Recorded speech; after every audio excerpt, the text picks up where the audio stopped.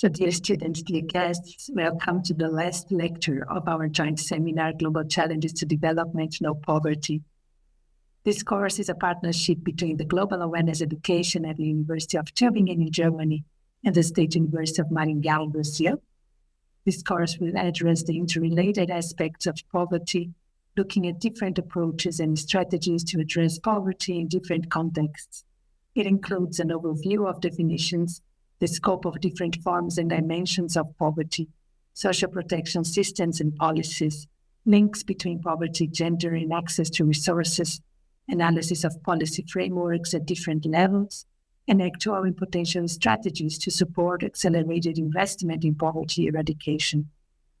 In both universities, the course is offered to students of different disciplines, in Tübingen as part of the Global Awareness Education and the Transdisciplinary Course Program, and at the State University of Maringá as a free extension course. The course organizers are Professor Mauricio Reinhardt and Professor Sarah Pichert and Luisa Milan from the State University of Maringá, Professor Claudia Sato from the Federal University of Roraima, and me, Glaucia Perez da Silva, University of Tübingen. I would like to introduce our guest, Leandro Ferreira. He holds a bachelor degree in public policy management from the University of São Paulo in Brazil, and a master's degree in public policy from the Federal University of ABC, also in Brazil. His research interests are income transfer programs in their institutional aspects, forms of dissemination, and current transformations. He's a researcher at the Center for Studies on Inequality and Development and president of the Brazilian Basic Income Network, an organization dedicated to the study, research, and promotion of reforms in cash transfer programs. He has professional experience in the executive branch of government and several legislative chambers at different federal levels. So we are very glad to have you here, Leandro, today. Thank you so much for accepting our invitation, and now the floor is yours. Thank you, Glaucia. It's my pleasure to be invited to be here. It's an honor also to be in touch with people studying the challenges that we have to face in the 21st century from multiple backgrounds, from the diverse places, diverse fields of study, and it's a pleasure to be here with you. I hope to share some of the work that we've been doing, both in Brazil on basic income, but also in discussions around the world that are part of the global community that pushes for basic income for decades now. And I'm just part of a younger generation of basic income advocates. So I hope you can also interact not only with what I'm about to share with you, but also with sources where this information comes from. They are very rich. They are available online, and somehow it became part of a daily basis discussion, not only restricted to scholars. And I'm sure that you will be able to interact about the basic income stuff more and more after this. That are going to in our fields of. So I have a short presentation just to start the debate, but I will also bring you to some online things that I were to share with you more fluidly, but now I'm starting with my presentation. So I'm part of the Brazilian Basic Income Network board. I currently the president of the board.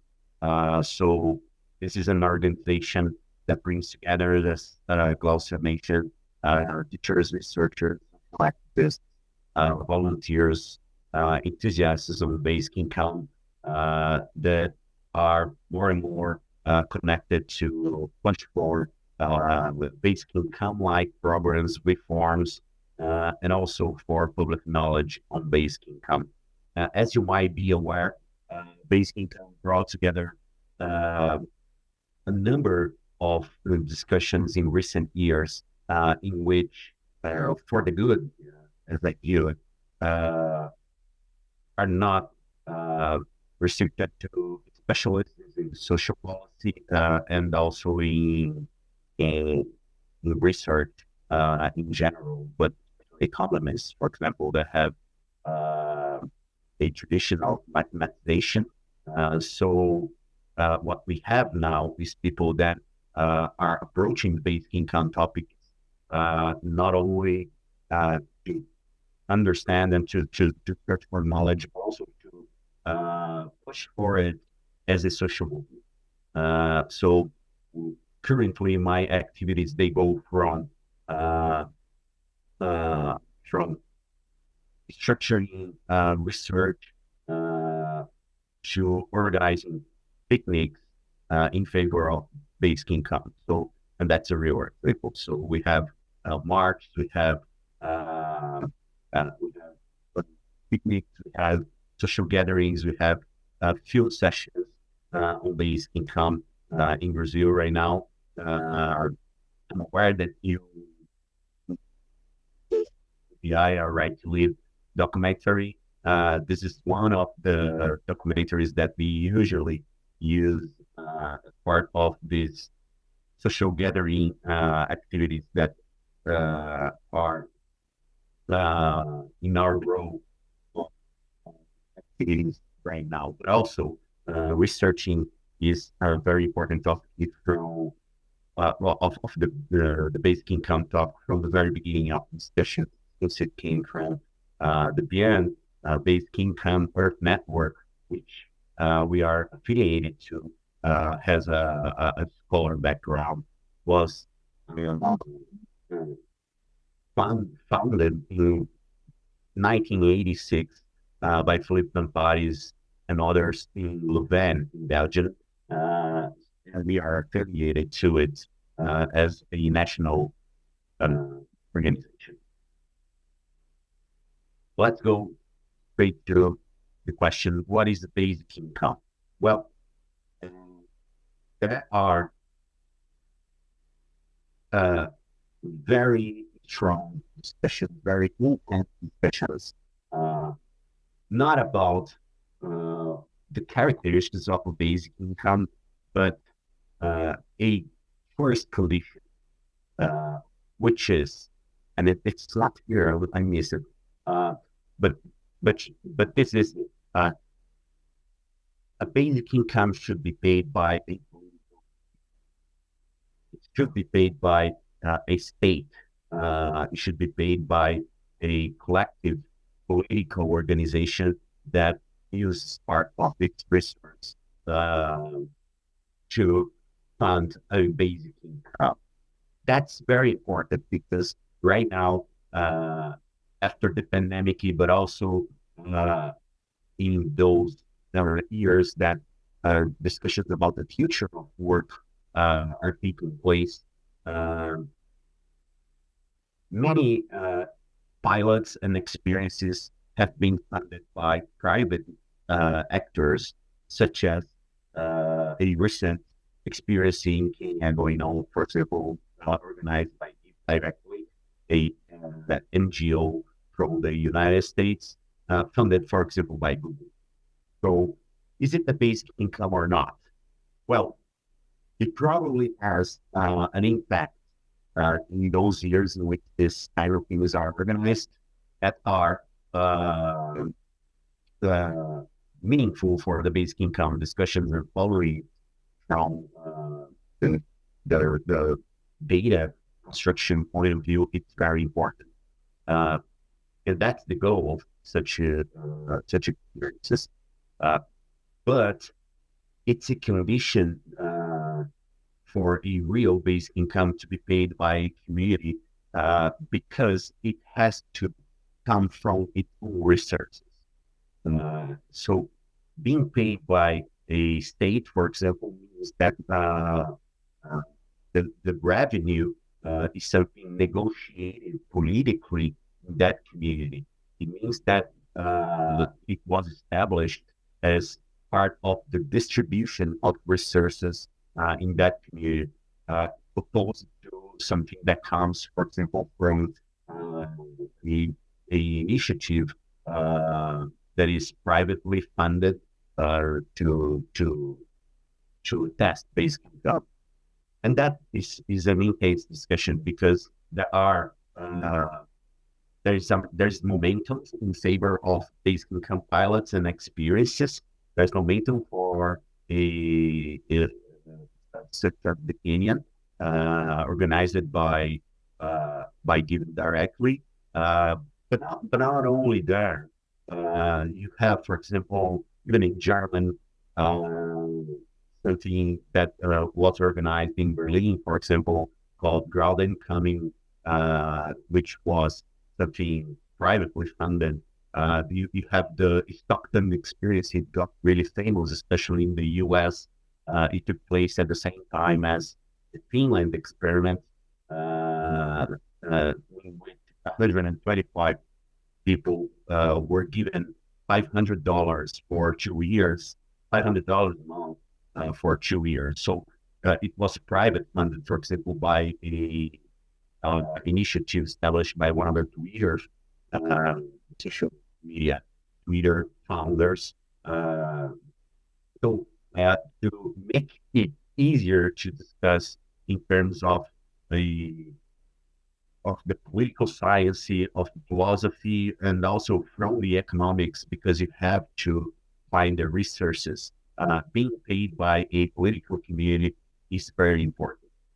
Although the basic income community in general, not exactly my view of this, in general accepts the idea of having studies about basic income privately funded.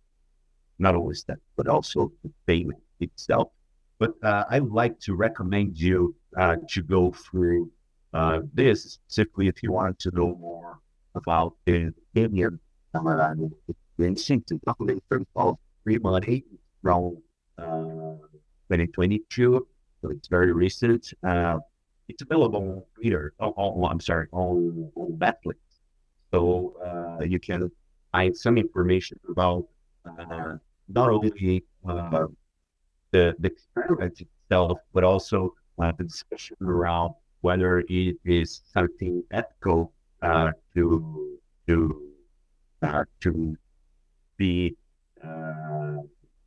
taken ahead. So it's very interesting because it brings a lot of information with the experiment itself, but also brings a critic to how it is financed. You see, for example, villages in control groups and villages in groups, those that are part of the treatment groups, they refer to the given directly money as something that came from God, and they were gifted by their parents with that money. So that's not exactly how we hope that a social policy will be established.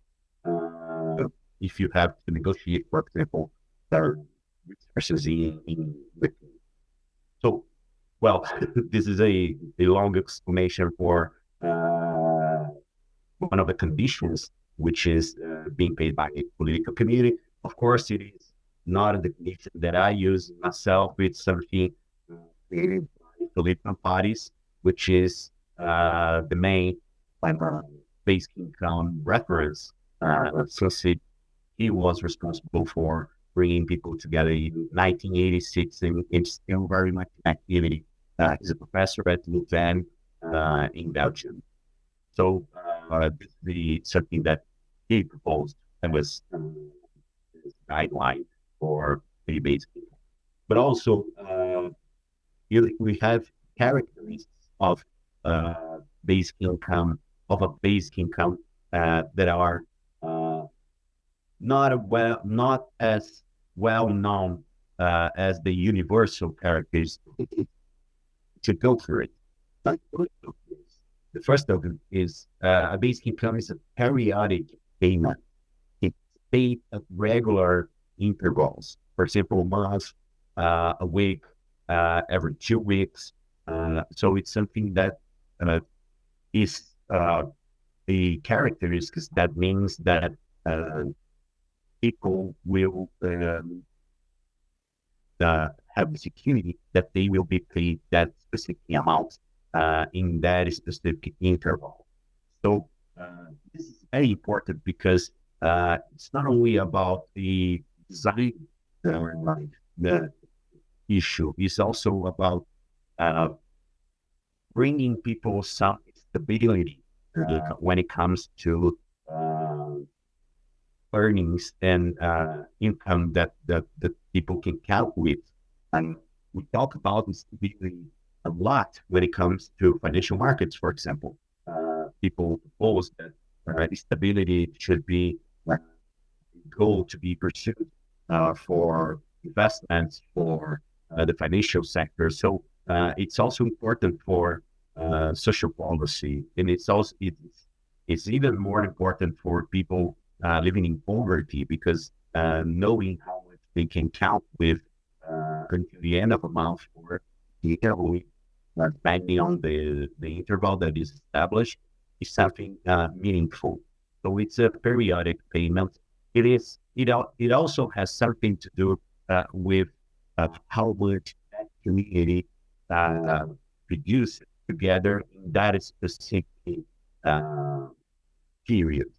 So, for example, we have a very well-known program that is the Alaska Permanent Fund Dividend, paid in the state of Alaska, the USA, that pays a dividend that comes from an investment fund funded by oil revenue in the state of Alaska, and that amount varies according to the earnings of these oil royalties funds. So it depends on which dividends are getting for the whole organic fund in general. So periodic also has the side for the interaction of the society to produce that value during a certain time.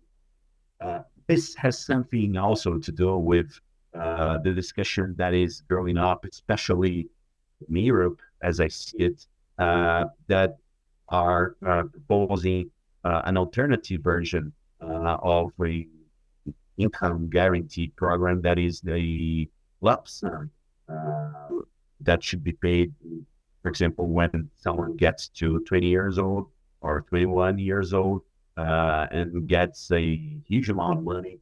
So then the person can start a professional life, a family, or getting a real estate property and so on. Where that is a growing discussion.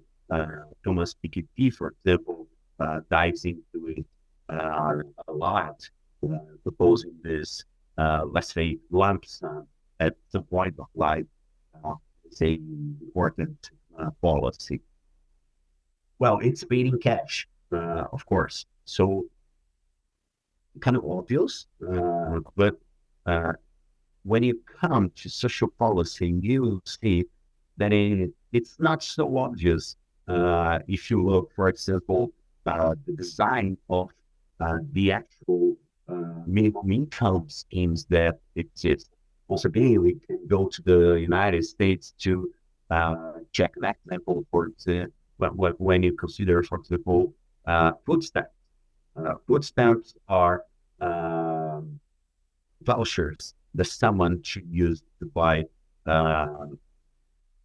supplies for home in a supermarket. So the person gets, for example, $800 in food stamps. You can always spend in food or clothing in specific supermarket. Is it an income guarantee program?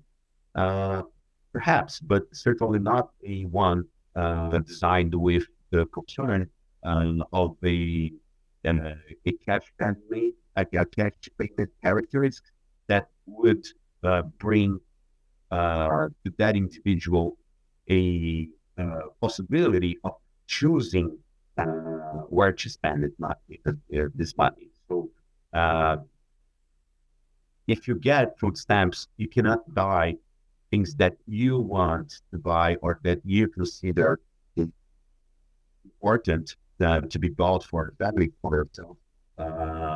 You can only buy in a restricted market. So that is a implicit condition on getting that money. So cash payment is important because opposed to payments in kind, for example, or in vouchers, they are important to grant people freedom, the capacity of choosing.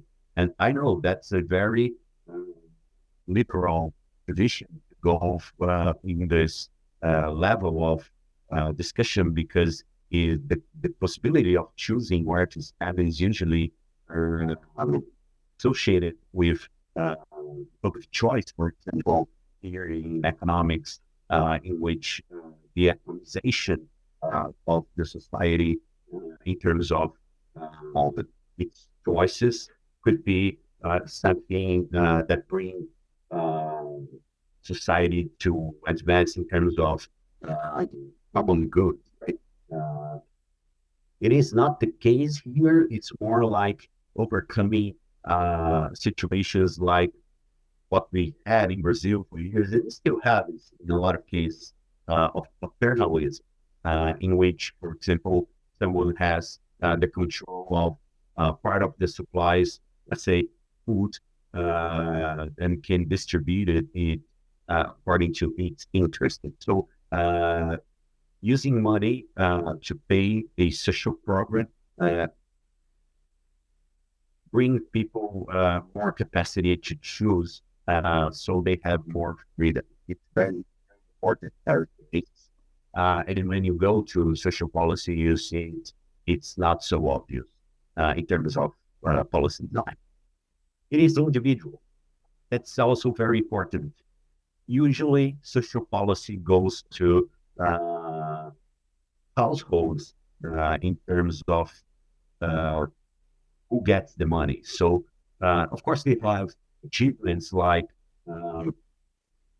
putting the money in the hands of mothers, like the Bolsa Família case in Brazil. It's very important.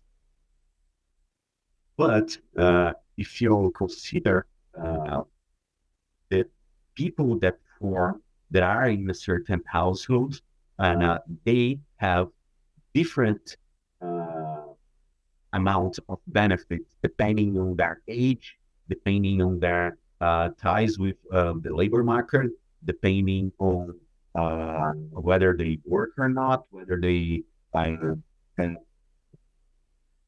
accomplished frequency in schools or health facilities. So you have a number of situations in which people are not the same, even though they are in a household that is part of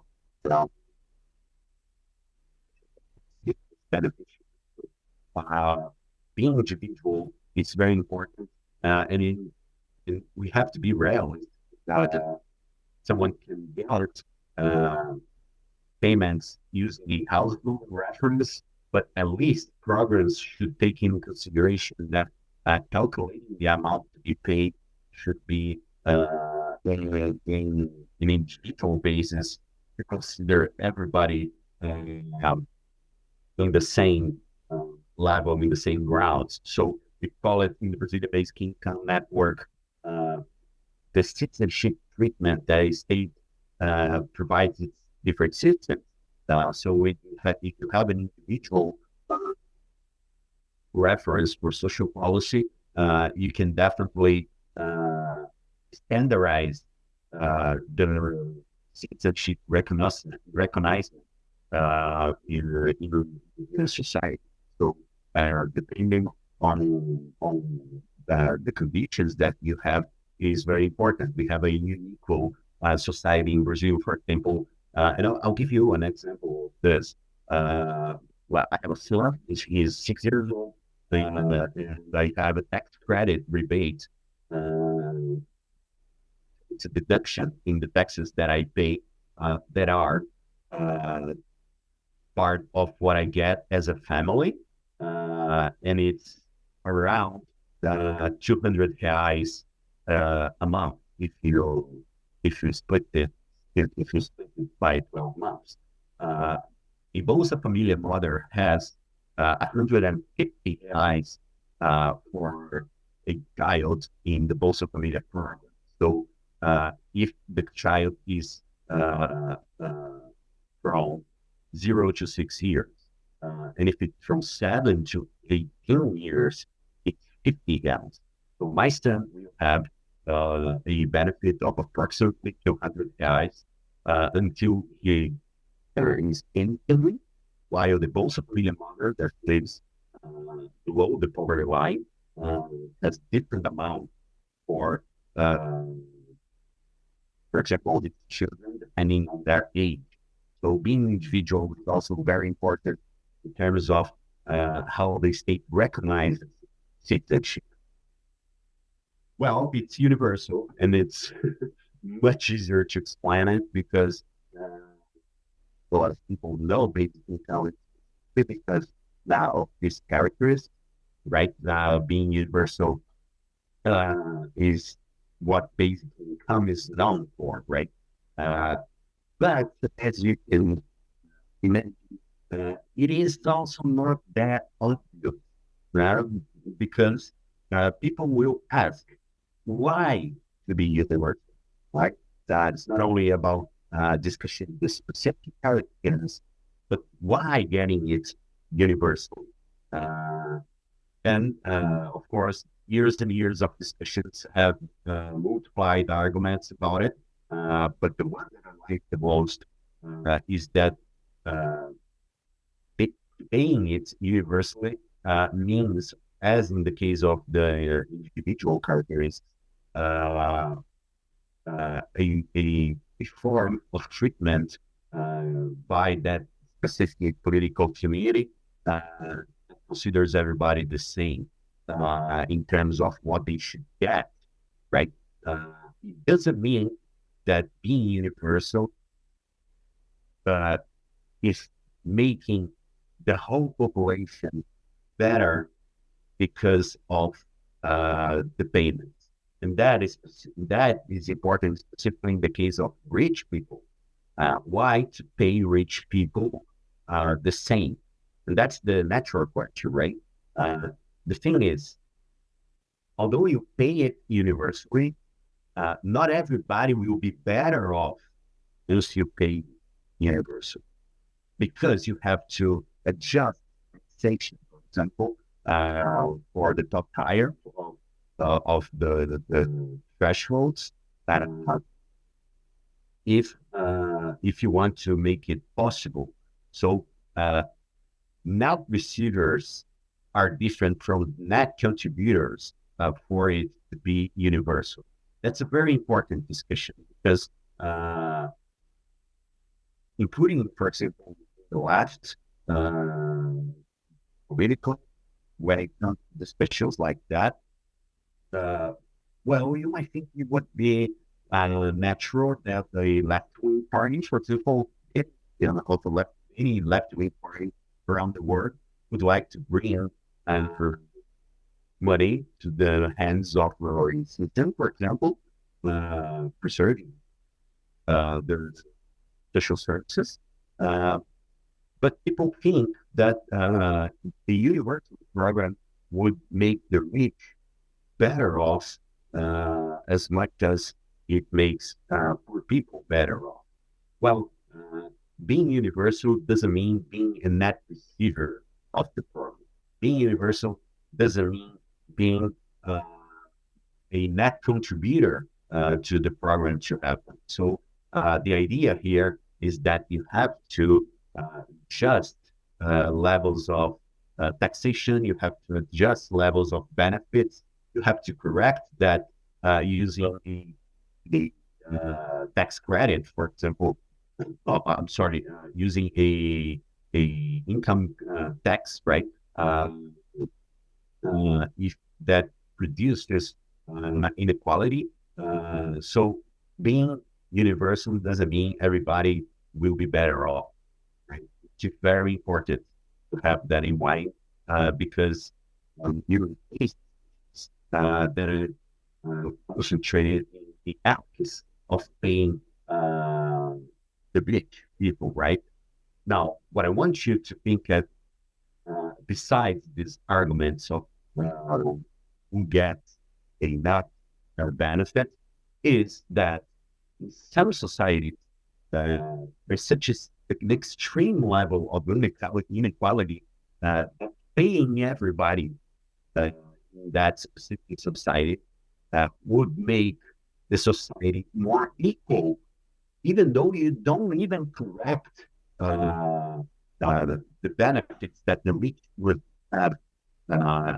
For example, if you don't have an additional tax rich people. And that's the case for Brazil. In Brazil, everybody in between 0 and 80% of income levels, they get a maximum, they have a maximum earnings for their families up to 3 minimum wages. So that's very low.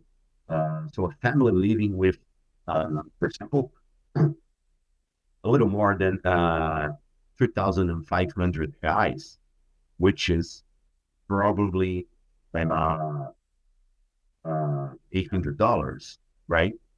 So the majority of the country, not a small majority, say huge majority of the country lives with up to $800 a month for their families.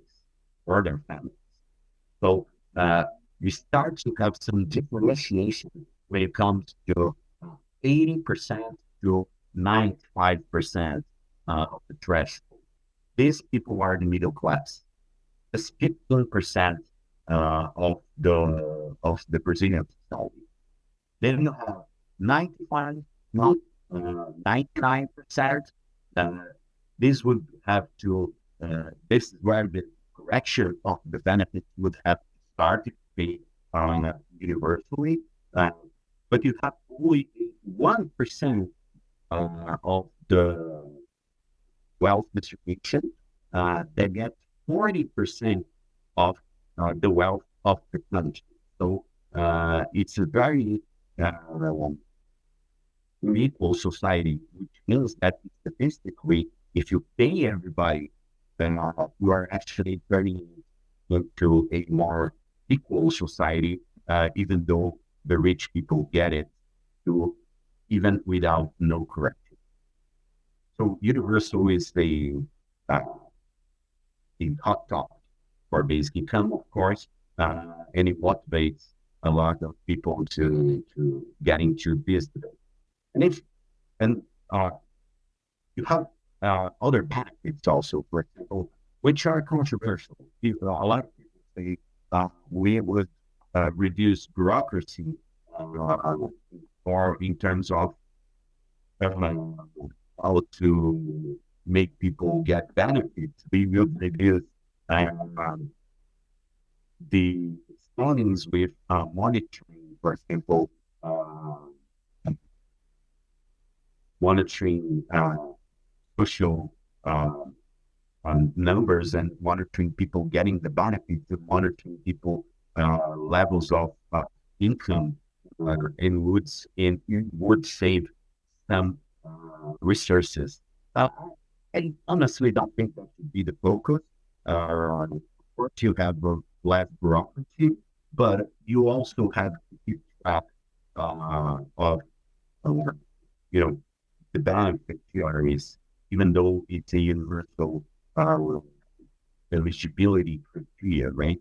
You have to follow education, you have to follow health, you have to follow situations, right? The housing situation for those families and those people. So it's not like you can get rid of bureaucracy, like waking up with a universal bank account won't be just like not having the bureaucracy of state anymore. So bureaucracy should be calibrated here to keep track of people's important issues besides being used for means that the policies that done things that people. We also have the articles of unconditional, and it's very interesting to have this there because we have a diverse group here, people from South America and people from Europe, and I should say we understand conditionalities completely different in the different sides of the Atlantic. We here in Brazil we tend to think conditionalities as the rules that apply to both of familiar programs. We tend to think that conditionalities are keeping children with the school and taking to healthy facilities, for example, for vaccination, while in Europe, in the United States, the idea of conditionality is to induce a behavior towards the labor market.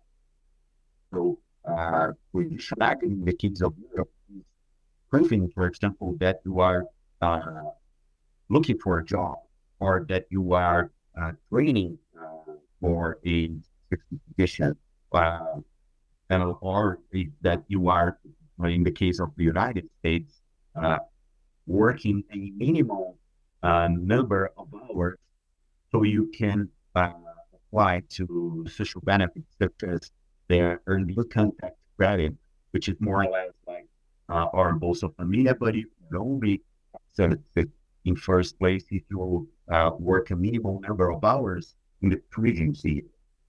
So it's a level of functionality that produces behavioral responses towards the labor market. I really here think of, especially in Brazil, we think of conditionality, our education, frequency, and healthy facilities, monitoring of beneficiaries of minimum income.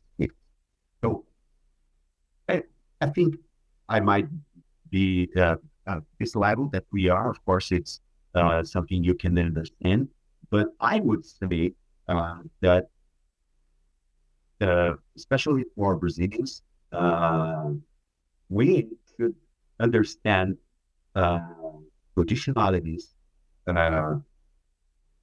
more or less like what is shown in Daniel Blake, the movie from King Loach, which is last hit. Those two sessions that I told you that we used to organize here for the Brazilian-based income network. They have Daniel Blake as the first reference, and I'm not sure if you are all aware of this. But it's this specific here about Daniel Blake trying to apply for benefits in the UK, and then of course I'm not going to bring you some spoilers, but Daniel Blake is someone that is affected by the labor market and has to fulfill a lot of requirements that are, the UK version of the Ghanaian system in terms of trying to apply for that. So I strongly recommend you to go through Daniel Blake to understand why conditionalities should be done from social policy, because conditionalities, they don't necessarily are responsible for the results that we expect for the people that in terms of the policy. in terms of behavior. So what we try to put for, in the case of the multiple media, for example, is that healthy and education are not a condition, they are a right. People should have the right to go to school, should have the right to get vaccinated. If the state wants to monitor this, is in order to provide services for people in not forcing them to show up, for example, in rehab, in healthy facility that has no vaccines for certain child, and the benefits get blocked. For example, the federal level bureaucrat that doesn't see that the health facility is not providing the vaccination necessary to fulfill the requirements for social media rules, for example, or the schools.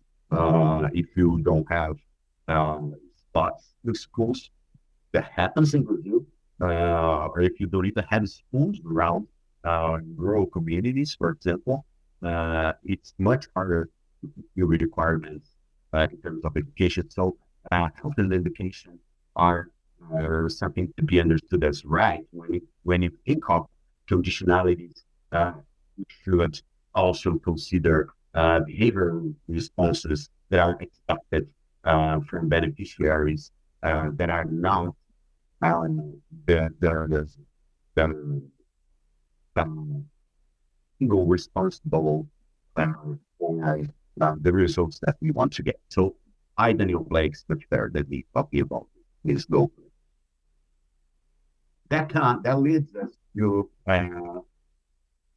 the basic income Earth network definition.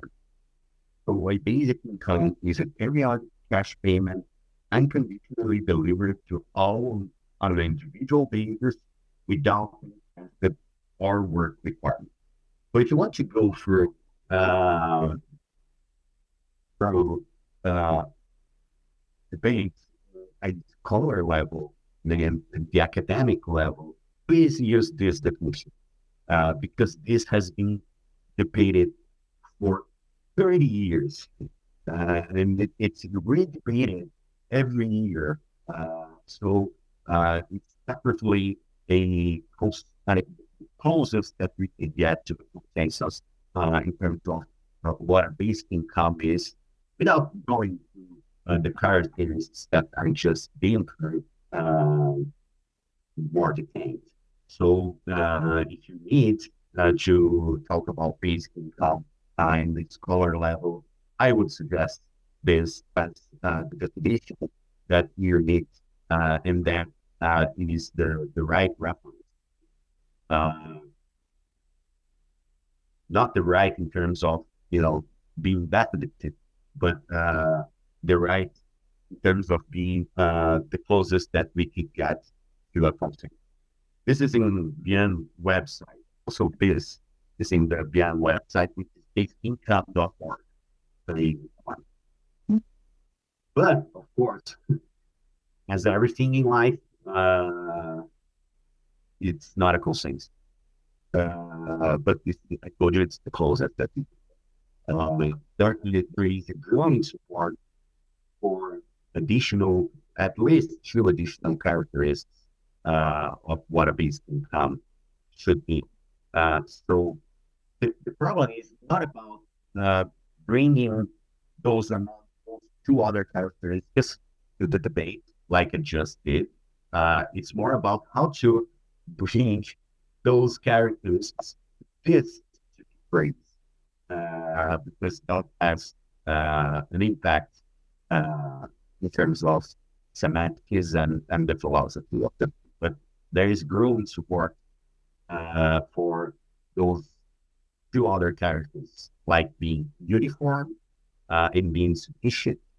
Uniform in the sense that I just told you about the Bolsa Família case, which a child from 0 to 6 years old gets 150 guys, and the child from 7 to 18 years old gets just 50 reais. So it's uniform in the sense that women should get the same. For example, let's say it seems absurd, I know, but go through Free Money documentary and you will see it, the documentary about me. But men and women should get the same.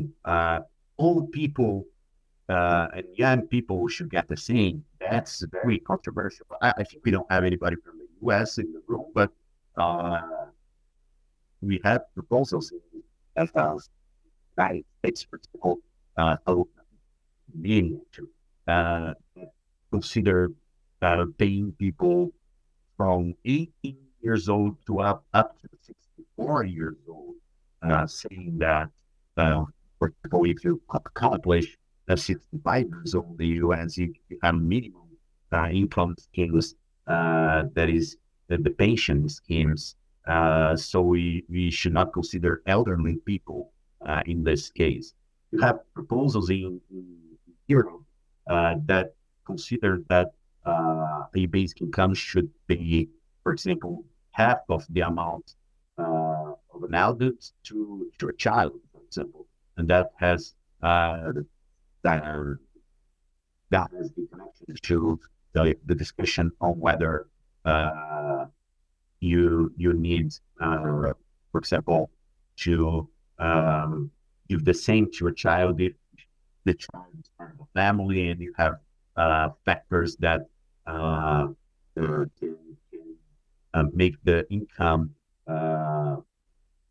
more susceptible to an accumulation of benefits. So yeah, it's a growing debate. Being uniform, I'm in favor of being uniform as long as it means no restrictions. But I'm also in favor of making available additional resources if you have to scale up situations. For example, indigenous communities, for example, or traditional communities might have the need to higher benefits, for example. So being uniform is not a consensus because some people think that we should scale up in some cases. There's even proposals that would say that women benefits should be higher, for example, to correct the situation in terms of distribution of wealth in society in favor of women. So it's a very, very strong benefit. And it's also the same thing for the case of sufficient, because the question here naturally is what is sufficient, right? And there's this, I would say, this masterpiece by Toru from Japan called "Is a Penny Amount of Basic Income?" And definitely something that, especially for those that are engaged in scholars debate, it's incredible. Toru, the bestseller author in Japan, and he only talks about basic income. It's incredible because everything that he writes in Japan society is about basic income, and it has an impact. He's like a celebrity, and wrote this recent paper called "Is a Penny Amount of Basic Income?" It's a very strong debate, and it, of course, answers that penny amount is finding. So it's an important debate because usually states or political communities, they have fiscal rules and fiscal burdens, fiscal restrictions that bring us the question, should we get the amount of money that we have and split it for the number of inhabitants that we have? For example, we'll take the example of Bolsa Família, which is something many of you are using here. Should we get the budget for Bolsa Família, and instead of focalizing it to the bottom quarter of the distribution, should we split it for the whole 280 million people in Brazil, that would bring benefits down.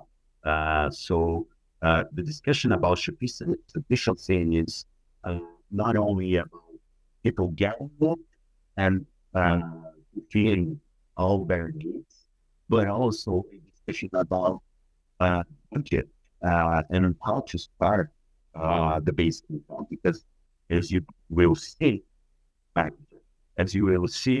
uh, there's a lot of debate, but the case for sufficiency is not only about fulfilling that people's need, but also on budget, right? Many people support the idea that a minimum income scheme, such as conditional cash transfers, should be turned into a basic income. But when, right? If we reach a certain amount of benefits, then scaling it up to people that are not the most in need, well, that's a debate. The case, for example, for the United States gap is that they hate incrementalism, right? They want breaking points. They want bring everything down to create a new system. That's a traditional public policy in the United States, right? They are not incremental, at least for those big debates. So suddenly they need to rebuild their systems to bring something new on. We saw it in Andrew Young, who was a candidate in the Democratic primaries against Joe Biden in support of he had only basic income as his proposal. So he wanted to get rid of everything that the state had to create a basic income. So it's a tradition, the tradition, right? The tradition in many other places in incremental point of view, right? That's the case for Brazil. Should we grow up our expenses in social policy like that everybody inside our traditional social policies? That's an opinion, right? On how to get to basic income. So sufficient has an impact not only in people's budget, but also in government budget. Well, I'll go really quickly through some of the the origins of this debate. Which you ask, where does it come from? We will get different answers depending on people's in terms of field of study, but most especially in terms of the political field. But the basic income community likes to go back to Utopia by Thomas More, published in the 1916, so more than 500 years, right? It's in Utopia. You have the idea that people are provided their needs by institutions created in the isle, in the land of Utopia, right? In the country of Utopia. So this is something that that the basic income the basic income researchers go back a lot. And in fact, Utopia had an impact on something called dissemination, which was a proposal made by Luis Vives to a Belgian local government, in which he proposed it for the first time, a scheme that should provide people what they need to survive. It was, of course, very, very much traditional. It was very much traditional. It was connected to the idea of a religious point of view of fulfillment of requirements. But yeah, one with this was actually a friend of Thomas More and was inspired by Utopia to make this first proposal, let's say, in terms of social policy in the world. And then you have important points like the poor laws. For anybody studying social policy, I'm sure you have been through poor laws already. But if you don't, I recommend you to try to understand this a little bit, because it's something that lasted for almost 400 years in England, with an impact in Europe in general. And it had multiple phases. It really lasted like until the First World War in the 20th century. And Marx criticized this, Adam Smith criticized this, Malthus criticized this, John Stuart Mill, everybody has been to the laws in terms of building a critic. So it's very interesting to learn to understand that. But then the period of the poor laws that was known as the Stingham land system, which happened in this region called the Stingham land, in which people were given money if they couldn't find a job based on the price of bread. So depending on how bread was being sold in the market, people who doesn't get a job would have benefits in terms of cash. And it was from 1795 until 1834. So it lasted more than nearly 40 years. And it was a cash payment to people in need. But I would say that the more important reference would be Thomas Paine, Agrarian Justice book. He was the author sensible or common sense, which was a pamphlet that united the American Revolution, the American Republic of England. So Thomas Paine is a very important character in the political activities between the American Revolution and the French Revolution. So it's an important reference. The agrarian justice, we think that when people was expelled from their lands because of the enclosures of land to create cheap to provide what the Industrial Revolution did, should be something that people should get compensated for. So if they are expelled from their natural right, the land, water, to collect, to hunt, they should be compensated. And people who have the land should be the ones who will compensate those that are without the land. So it's a very modern proposal that was made to the French Assembly, which was a member during the revolutionary period. So it's very, very interesting. I strongly recommend you to go through Agrarian Justice. It's, of course, written in English, but it was translated to so many languages right now, including Portuguese, if you want. John Stuart Mill went through it in his classical work, but I'll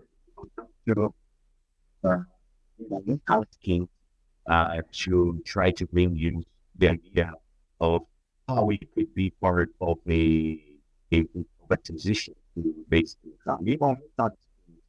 They have some characteristics right now. They are paying cash. Well, that is supposed to be, right?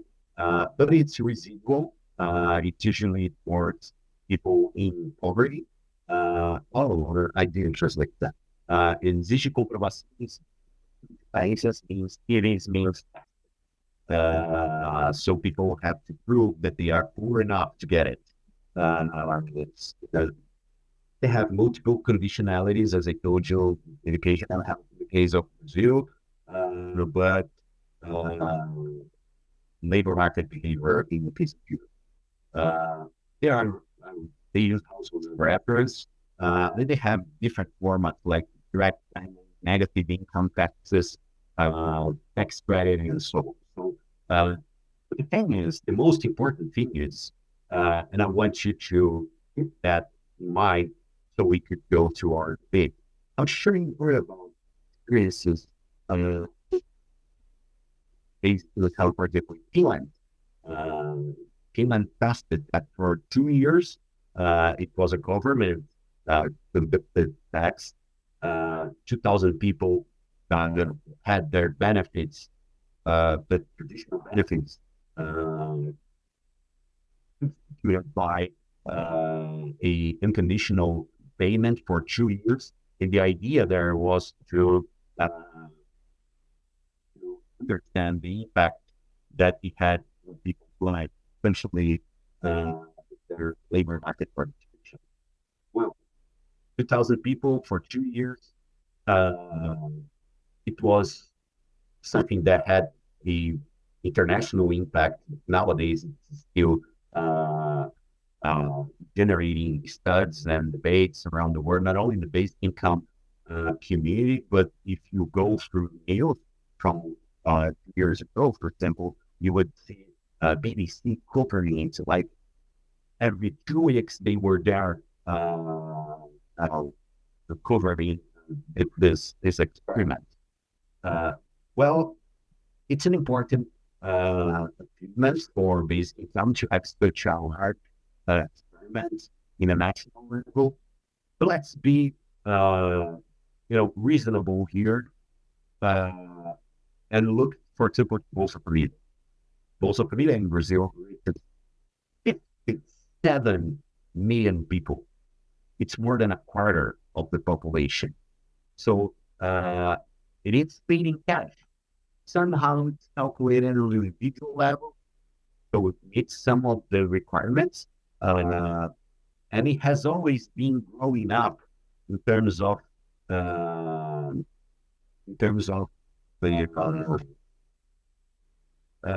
of numbers of beneficiaries. It started with 3.5 million people, families. I'm sorry, households, and it's now 22 million households. So it has a logic that I call it myself in my studies, a additional logic for the program that has never been broken, except for during Michel's tenure that's replaced Dilma. It has never been broken. Even Bolsonaro had to pay benefits, large benefits for Bolsa Família, because he couldn't replace it with anything else much different from the Bolsa Família. So it has 57 million people right now, more than a quarter of the population. Finland has 5 million people and experimented that with 2,000 people. So yeah, it's something that we should at least identify in terms of potential to be achieved as a first step of basic universal basic income. The kids of for example, I do the same for the ITC in the United States, or the RSI in Portugal, Revenu de Base in France, and so on. So I think that we have an opportunity there. But, and I will stop here. I know that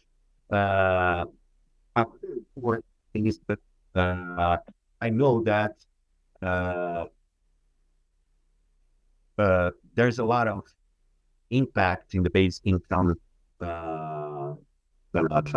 debates because of changes in the labor market, robotization, automatization, that is bringing it more and more to public debate, to public news. And I'm sure that you faced this discussion also. There's an incredible book by Martin Ford called The Robots Revolution, which is very interesting. I recommend you to read it. I would say it would be the best line to follow in terms of future of work and basic income as an alternative to replace earnings for people that lose their position. So it's getting more and more attention, but that also brings to discussions such as should we a job, universal job guarantee program, or should we get the basic income? Well, if you go back to those characters I told you about, like for example, being paid in cash, I would say people will have way more freedom to if they have a basic income rather than a job that was chosen for people by a public task force to assure a job that not necessarily society needs. So it's something that is especially clear, very interesting. But I hope you can debate now a little bit about the perspectives that you have on basic income, not only to achieve less inequality, but or to replace earnings, but also other perspectives that you might have in your field of work on basic income. Thank you.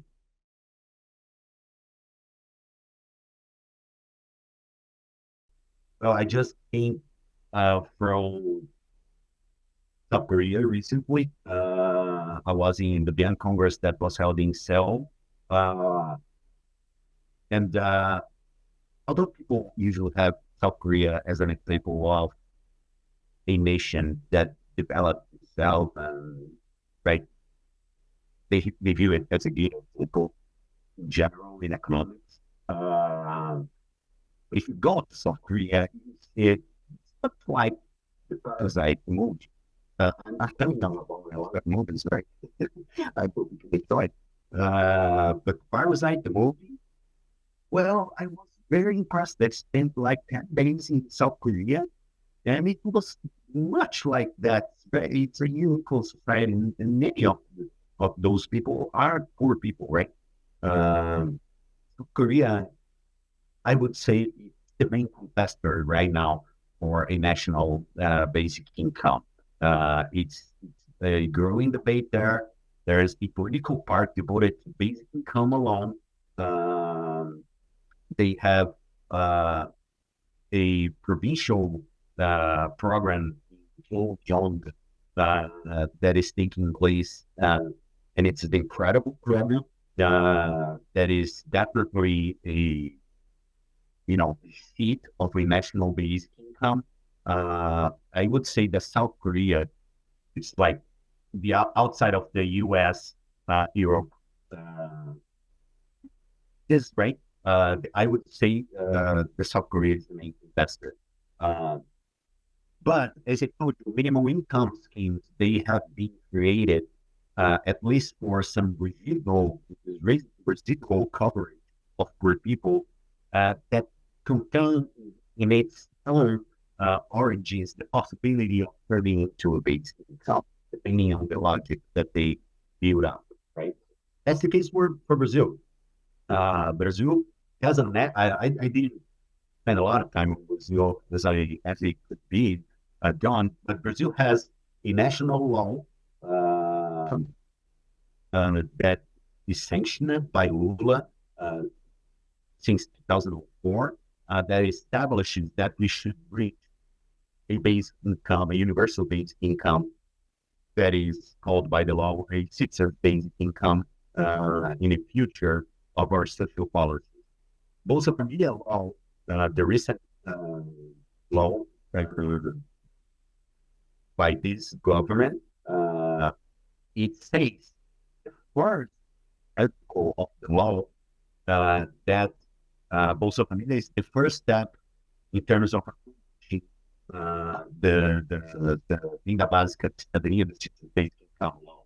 So Brazil is also a great contester in terms of how the concept could be treated in real life, right? And because if you go, for example, for the economics especially, but if you go to the level of, you know, design thinker, you will see that there's a lot of people designing as they want. They take the budget of a country, the developing country.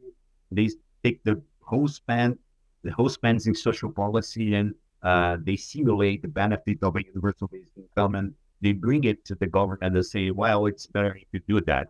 Well, that's not going to happen because it has to respond to a political economy that is not possible to build up this way, right?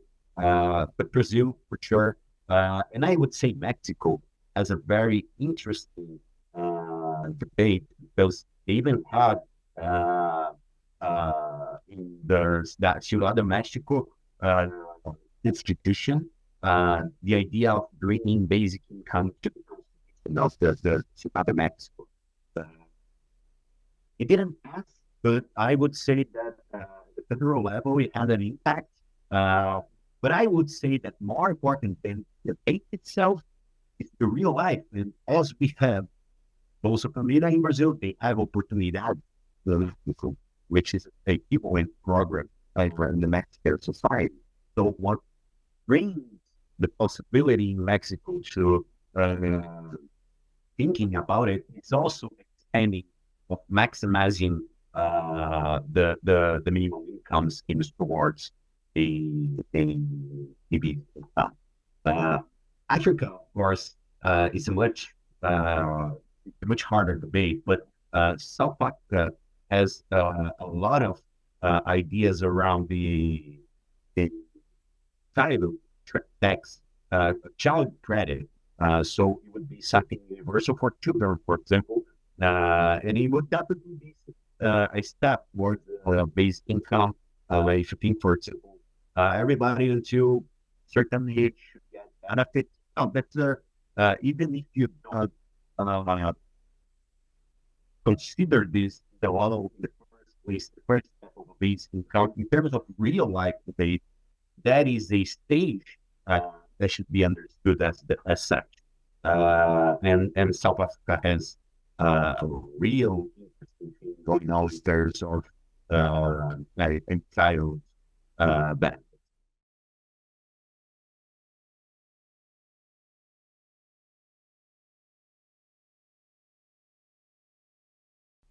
Progressa, if you want to go on research and if you have someone or more people in your group that is familiarized with Portuguese, I recommend you a study that compares the origins of both of the and progressive. It compares both parts of the authors.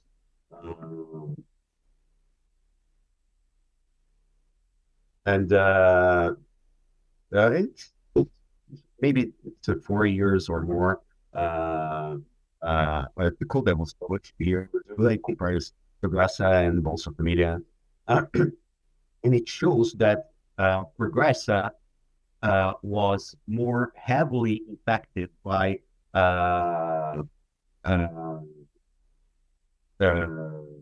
World Bank advocacy for the design of progress, right? Progressa had very complicated equations to choose the poorest among the poor to make people eligible, right? While the Bolsa it got rid of those kind of mechanisms that are too heavily, they are too complex to focalize benefits. So that's, I would say that the complexity of the focalization instrument of Progressa is something that made the program slower in terms of its capacity to attack poverty. And but I know that actually when Oportunidades came up, Banco Mundial itself recognized that also media as a better example, and also impacted the design of opportunities, not ideally as the Bolsa Familia, but closer. But your question was actually about the conditionality. The thing is, it's not an easy debate. As I told you, conditionality in general are not well received by the basic income community, but more intensely in terms of labor market behavioral conditionalities. So this is something that we are extremely against. But in terms of the conditionalities associated with Latin American cash transfers, for example, we feel that this debate should be turned into the perspective of the right of those people to access public health and public education that are good services, and not only bringing people into school, for example, because of the conditionality criteria, right?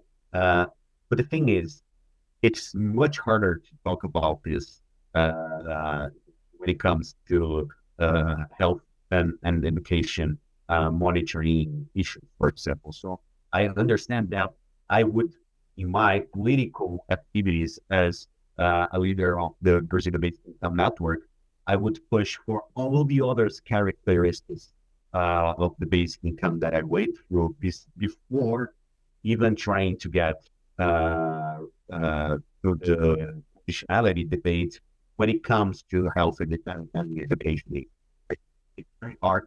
And I think that society and the state itself is not prepared yet to reach the level of discussions that can consider not following those issues anymore. And right now, is something that is part of a transition that is in equilibrium, that has more important things to the basic income debates. For example, expanding progressa or oportunidades for Bolsa Familia was more important. It's more important than get the conditionalities. I would say the stage right now is bringing more people in instead of redesigning conditionalities.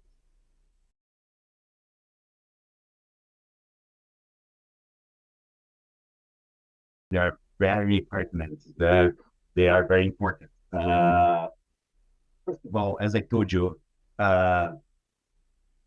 this inflation problem, this housing market, for example, problem is something that has more to do with the United States rather than the rest of the world. Why? Because, as I told you, in the United States, people think they will get rid of everything and start to put money in people's hands immediately. So yeah, it's a shock. Then it would have an impact in pricing, not only in housing, but in every type of market, right? But in opposition to it, I would say that the incrementalist perspective that happens in Europe or in other places, it allows that early stages of new beneficiaries bring more production to society in terms of economics. So raising production is the solution to avoid inflation, right? So inflation is something that has connected between the availability of money and production, right? If you have more money, then you have production, then you have inflation. So you have to raise production as much as you need to avoid inflation. That leads us to a very interesting point in terms of research, which is that if you take Bolsa Familia, for example, there are instances for every every program such as catchers around the world, but I remember the numbers for Bolsa Familia because I use this like on a daily basis. But for every £1 that you put in Bolsa Familia, you get £1.78 for the GDP in Brazil. So it has a strong multiplier effect. Of course, it has a strong multiplier effect because the marginal consumption of poor people is greater than people in the top of the distribution. But the idea here is that Bolsa Familia generated for communities and for the country as a whole more production rather than more inflation. So if you fulfill steps in terms of stages, in terms of a long-term perspective of transition, you probably avoid the problems such as the problem, such as inflation. So it's a very important point to be made, and I think that the perspective of transition is the solution for that rather than just getting closer. But if you want to, there's something that happened in Ireland in 2010 that was very different. There's a mountain from there called Amit Tabari. If you want to go through an interesting example of inflation and transfers, there's the example of Iran. This author that I wrote, Amit Tabatabai, describes it. And what he shows is that Iran had a lot of subsidies for gas for the whole society. They decided to, instead of having large subsidies, let's turn this same amount that we use as subsidies and bring it to a transfer that is covering 95% of the society, because 5% of the distribution was out of the program. But 95, from my point of view, is practically amazing. And they decided to, instead of paying the subsidies, they would pay the same amount for people, like instead of like from one month to another for the whole population. That was a shock. It was inflation for every market. It was like a disaster. So Ireland had to reduce the transfers in order to avoid so much money in Iranian society. And I think it's weird because we don't go Asia or Middle East public policy views. So we lose in terms of opportunity to discuss more detail into such experience that, from my point of view, it's a very rich thing. There's a lot of debate for in Brazil. Let's get rid of subsidies for companies. Let's turn into cash transfers. It's not even basic income. Let's turn into cash transfers. Maybe you are distorting a market quickly, and you can get different results than what you expect.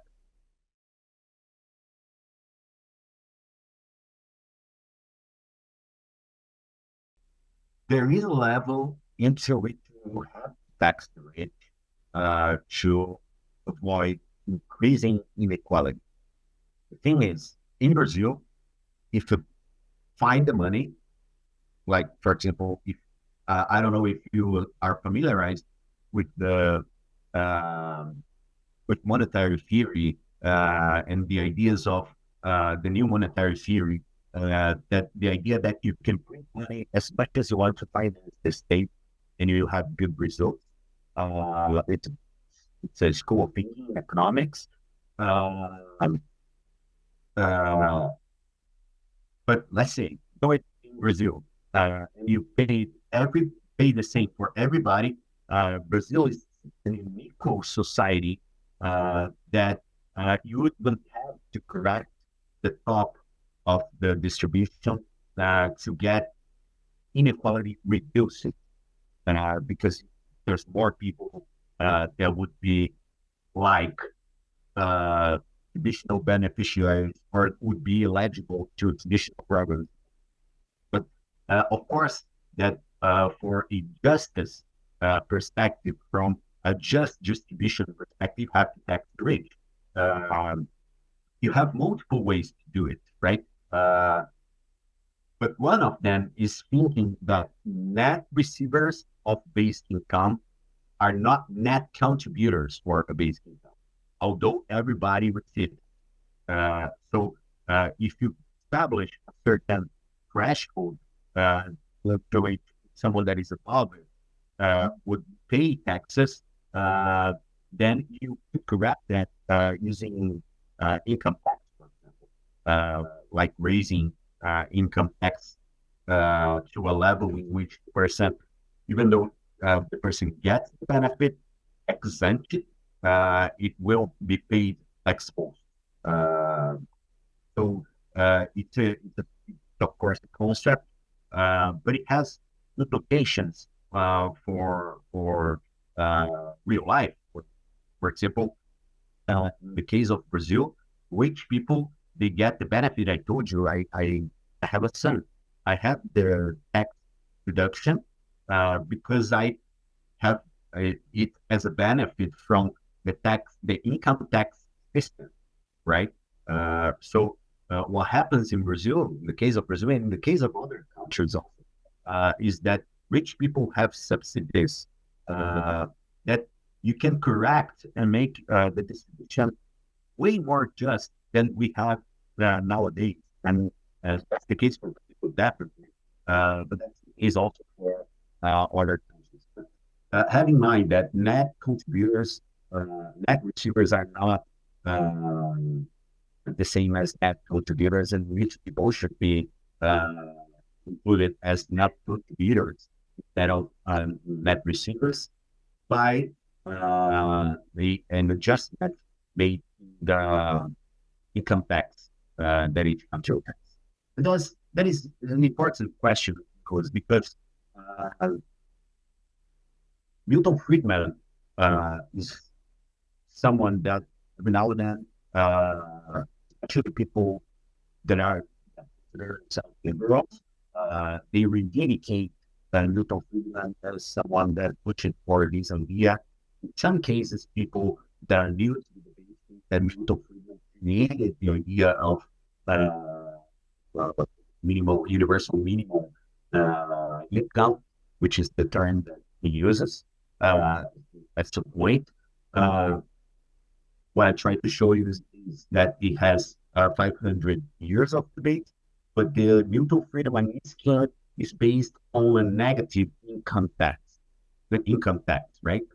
So people would have tax credits instead of social benefits.